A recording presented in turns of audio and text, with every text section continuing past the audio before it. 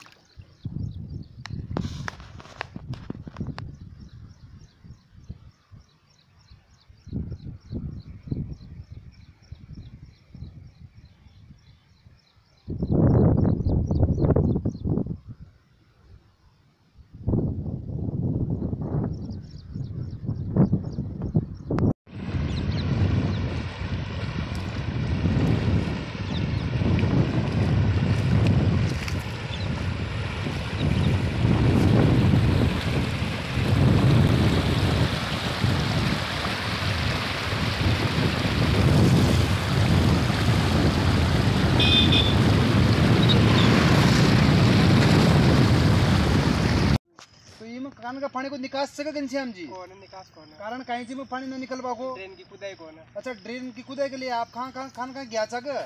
सुल्तानपुर भी गया था। अच्छा, सुल्तानपुर आपने प्रशासन के पास गुहार लगाई है, एप्लीकेशन भी दीजिए। अच्छा अच्छा अच्छा, कोई सुनवाई कौन है? अच्छा, आपकी कोई सुनवाई कोई ना? प्रशासन से कोई ना कोई नुमाइंदो आई जो कि यहाँ पर कोई सर्वे बनाएगा, कोई सर्वे करवाना आयो।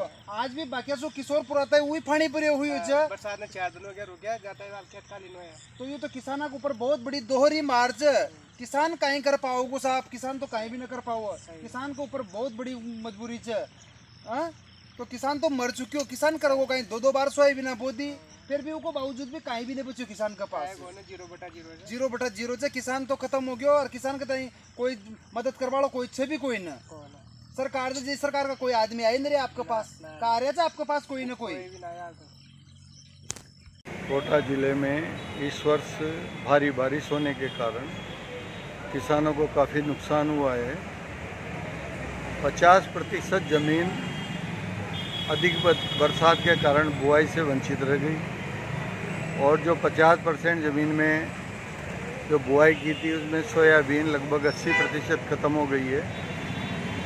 और सोयाबीन के साथ मूंग, उड़द, ज्वार, मक्का ऐसी जो खरीफ की फसलें हैं चावल के अलावा वो सब खराब हो चुकी है। और सरकार को चाहिए कि किसानों को मुआवजा देवे। बहुत नुकसान है, हर किसान का नुकसान हो रहा है। पिछले साल का मुआवजा भी नहीं मिला। सरकार बार बार कहती है कि भाई हम इस मास सर्वे कराएंगे और वे सर्वे करा के धर लेते हैं, किसानों को कुछ राहत नहीं मिलती। जगदीश शर्मा, एडवोकेट, राष्ट्रीय मंत्री, राष्ट्रीय किसान संघ। जुलाई और अगस्त की अति वर्षा से कोटा संभाग में किसानों को लगभग 5,000 करोड़ से अधिक का नुकसान उठाने के लिए बेहोश होना पड़ा है। किसानों को समय पर न खाद मिला, न बीज मिला, न यूरिया, न DAP। अटैचमेंट के साथ किसानों ने महंगे दामों पर खाद खरीदा, बीज खरीदा, फसल की बुआई की और फसल की बुआई होने के बाद जब फसल बड़ी होने लगी, फसल अंकुरित होने लगी, तो कुछ फसलें तो खेत में ही रह गई अतिवर्षा से। उसके बाद जुलाई और अगस्त की जो बरसात हुई उससे लगभग 40% से अधिक किसानों को फसल का नुकसान हुआ। और फसल का नुकसान इसलिए हुआ कि पानी की निकासी नहीं थी। पानी की निकासी के अभाव में कनवास, सांगोर और बपावर, इधर आपके सुल्तानपुर, इटावा, खातूली, केशवरायपाटन, तालेड़ा, बूंदी, तमाम क्षेत्र के अंदर किसानों को भारी क्षति उठाने के लिए विवश होना पड़ा। सरकार समय पर यदि किसानों को राहत नहीं दे पाएगी तो किसानों को आर्थिक रूप से विषम परिस्थितियों का सामना करना पड़ेगा।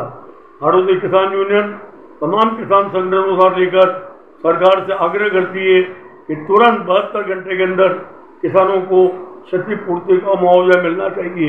इसके लिए तमाम सरकारी प्रतिनिधि और तमाम राजनीतिक प्रतिनिधि ने अपने क्षेत्र में दौरा करने के बाद कहा है कि हाड़ौती का क्षेत्र का किसान मूल रूप से बर्बाद हो चुका है। इस फसल के कारण, इस पानी के कारण अपना गन्ना भी, अपना धान भी खत्म हुआ, उड़द भी खत्म हुआ और सोयाबीन की फसल तो 90% करीब समाप्त हो गई है। ऐसी स्थिति में सरकार को तुरंत सर्वे कराकर किसानों से बातचीत करके तुरंत 3 दिन के भीतर किसानों को राशि उपलब्ध कराना चाहिए।